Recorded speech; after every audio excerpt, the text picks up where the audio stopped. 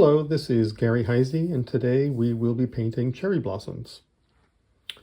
In Chinese painting, you don't often see a lot of cherry blossoms being painted. You do see plum blossoms, but in Japan, they really celebrate the beauty and love the transience of the cherry blossoms, that they bloom for just a few days before the petals blow away.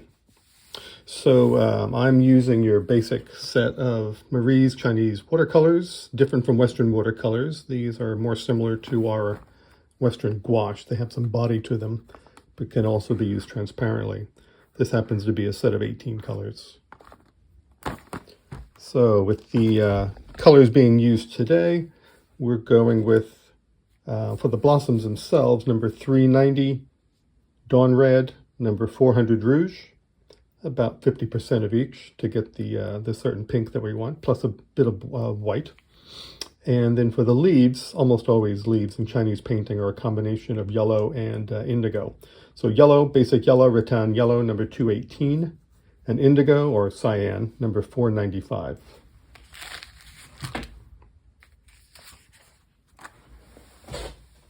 As far as brushes go, you really just need a basic white sheep hair brush, something soft, something a little more stiff for the shape of the leaves themselves. A good wolf hair brush or any basic stiff brush in Chinese painting will do the trick. And then a detail brush of some sort for the stamens and the stems themselves. Speaking of stamens and stems, they're simply going to be, well, the flower itself are the reds that I mentioned, number 400 and 390, Rouge and Dawn Red, with a bit of white. On the interior, a touch of transparent green of the yellow and blue, and a little bit of white for the stamens, and then the very tips of the stamens are yellow, combined with a little bit of white to give them some brilliance and opacity. The leaves themselves, again, yellow and blue, 218 yellow, 495 blue, combined with a touch of the rouge, and the branches we're just doing in different shades of black and gray sumi ink. Okay.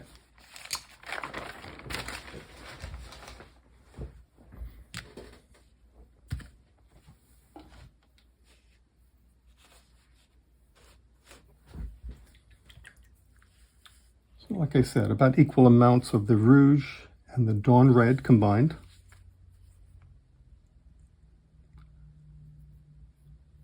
Now, in and of itself, it's quite brilliant. It's going to be too intense for cherries. So we're going to be using a little bit of white.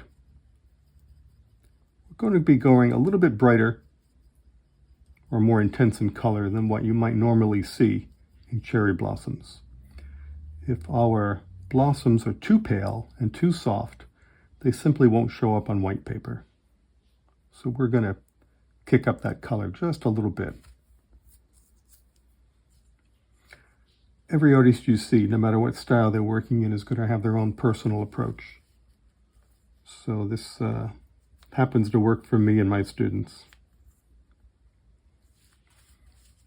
Okay, now that we have some nice juicy color, quite brushable, but still a nice strong tone, the very tip of the brush, run through some white.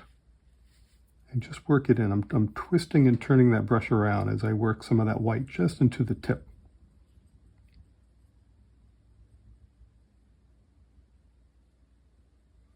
So that on the brush we have a very pale pink working its way up to a darker pink.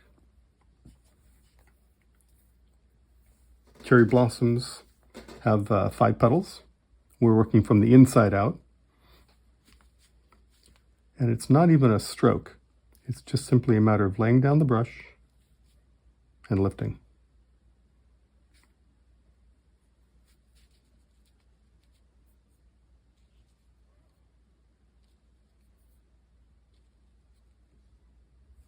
Leave some room in the middle.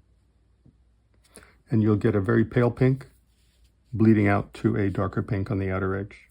If your outer edges are too ragged, it means your brush is too dry. And if it's bleeding too much, then it's too moist. So you have to find that right balance. Cherry blossoms tend to grow sort of in groupings, almost like a ball. A little different than plum blossoms, if you're familiar with that.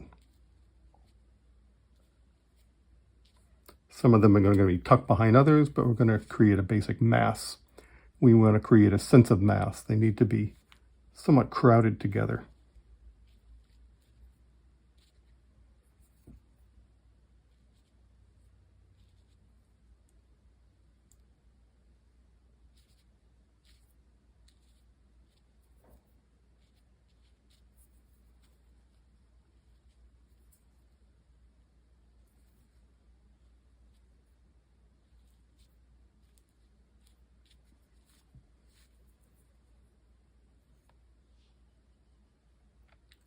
Once we have that, we're going to add a few buds that haven't opened yet. The buds, everything is essentially going to start from the same base. So if you imagine a branch coming through, all of the stems from each of these are going to lead to pretty much a single point on that branch, including the buds themselves. So sort of bear that in mind.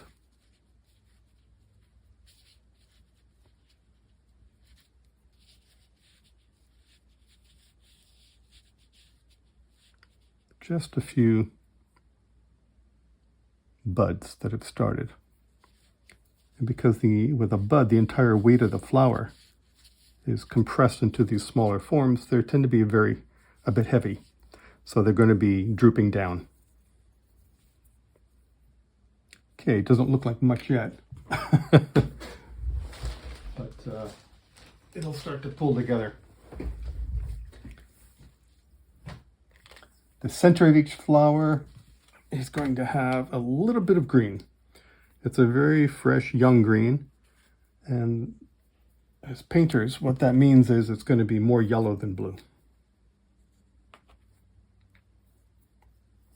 And not a very thick paint. Nice and transparent. Just add a little yellow to it and just a touch of blue to get a green.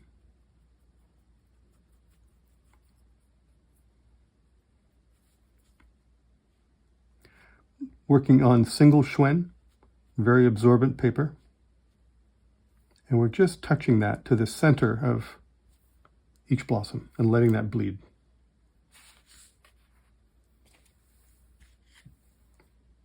It's good to have a smaller sheep hair brush on hand to be able to do that, so you don't have to keep cleaning your brush. Just designate one for blossoms and one for the green. While that's doing its thing, we can start on another grouping of flowers, of blossoms.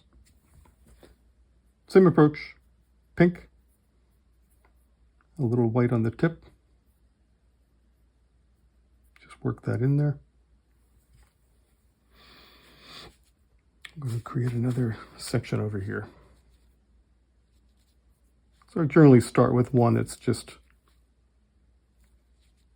you'll see the totality of the blossom just facing us. And then start to build around that with others, just parts of flowers.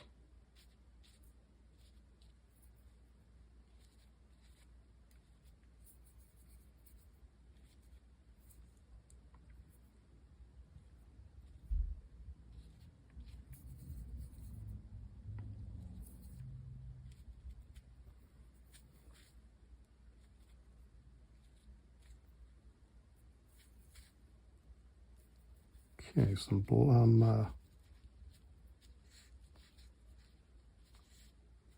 buds. You have to bear in mind, keep in mind which is which as you're painting. Okay, we have our green. Going back to the center there.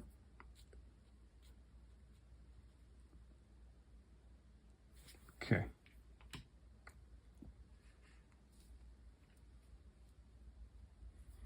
I think we'll keep it simple for the demonstration here. You can always add more multi-branches, etc., and really build up the density of what's going on there.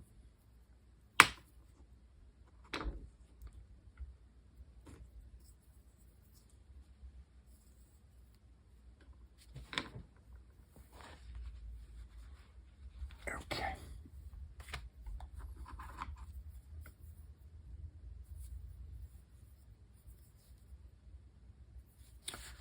Actually, at this point, I really like to do the main branch itself. And you can use any sumi ink or Chinese black ink that you like for that.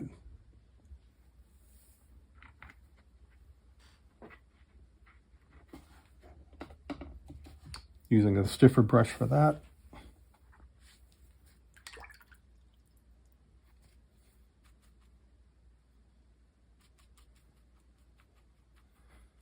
So the brush was damp, just working a little bit of that black into it.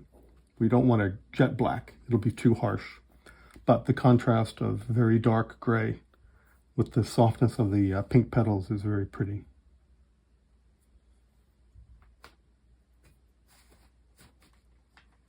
Bleeding off some of the moisture of the brush.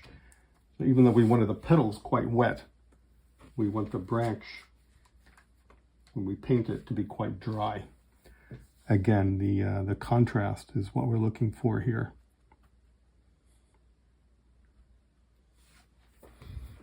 So we'll have something come down here, and then another branch coming off here.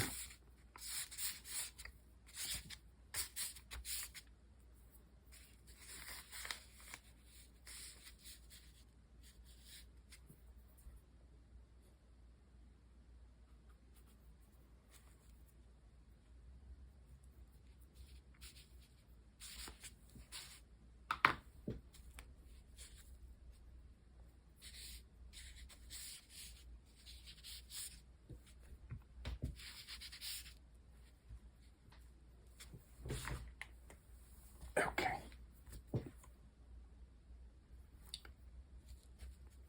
Just touching the brush to some pure black ink. We're going to carefully put in a few dots along that branch to suggest buds.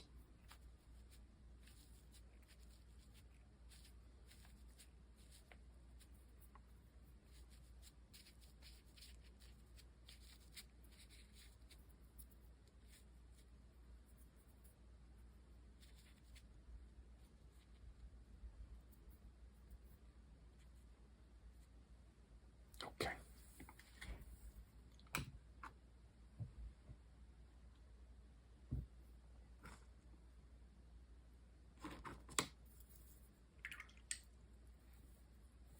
All right, at this point,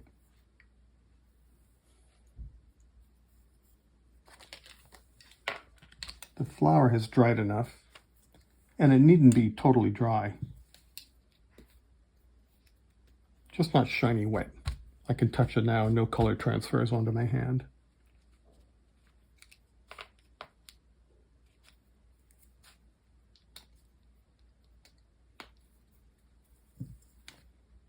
Just with a slightly damp brush, you only want to add enough water to make that white brushable, so you get a nice clean line.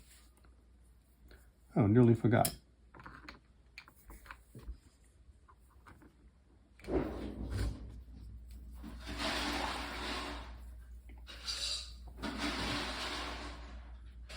So with a little bit of rouge and a little bit of that ink, I'm going to combine that to get a real dark red. Tiny dot in the center of each flower.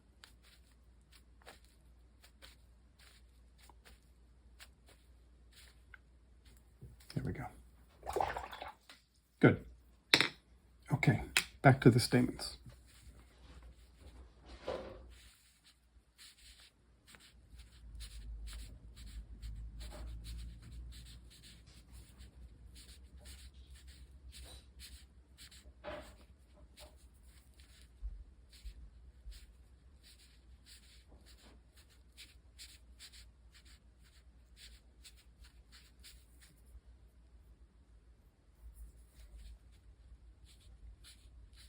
Just a few to suggest it.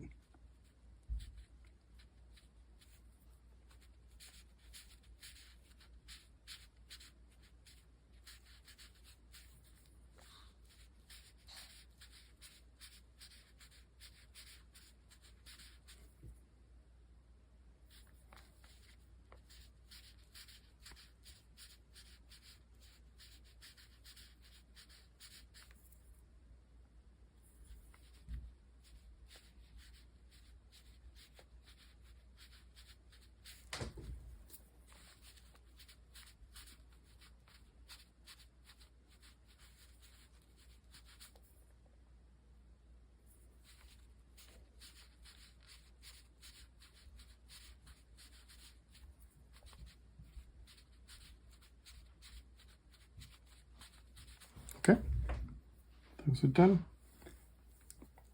Now we want a tiny bit of yellow and add just a little bit of white to that for opacity and brilliance. And again, just enough water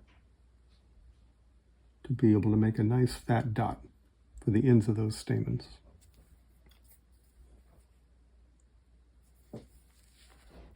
And again, we're not going for strict realism here. We want these to have a nice impact.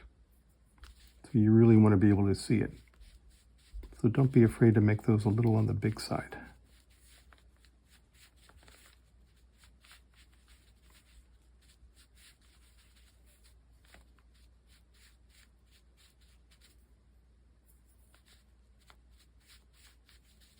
And they're just circling around more or less at the ends of where those stamens would end.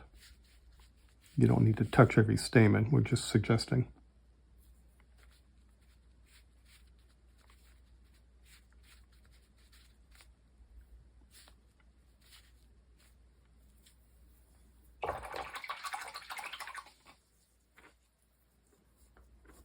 Realized I actually missed one.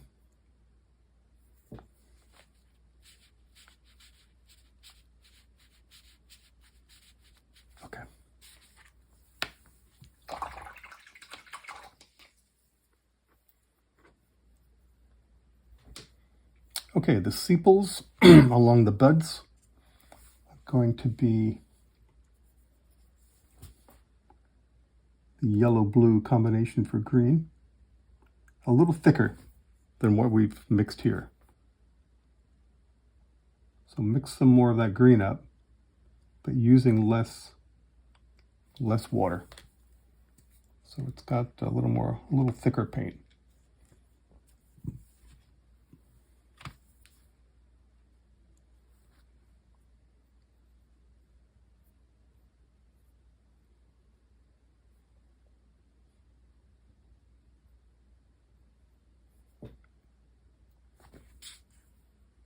Just touching the rouge on the tip, working that in a little bit. Just work it in at the tip. Don't overmix the red and green together, you'll get brown. You want to see both colors separately. And that's sepal at the end. Just 1, 2, or 3 strokes, quite dark.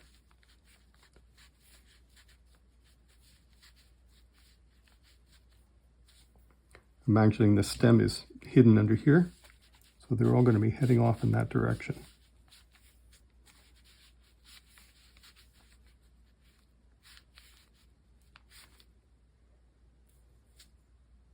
Okay, don't make them ruler straight. They're going to have a little, you want to show the weight to the blossom, the weight to the, well, the blossom, what is blooming there. So it's not so rigid. Okay, really about the last thing you want to do, clean off your brush that you used to paint this, the main branch. We're going to use that for the leaves. Again, we've got a yellow-brown combination here, yellow-blue combination for green. These are new leaves coming out. They're just barely appearing when the flowers bloom. So we want to have a lot of yellow. And again, new leaves have a lot of red before that chlorophyll kicks in. Touch the tip to the bit of rouge and work that in.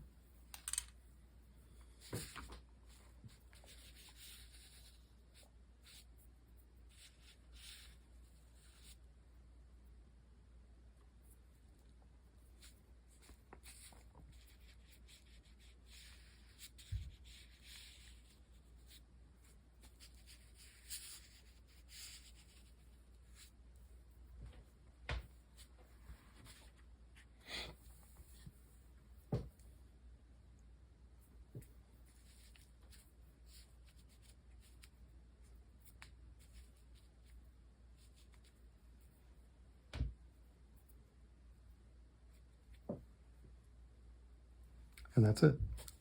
And as I said, you can certainly make that more complicated, fuller, more going on, more detail, more layers.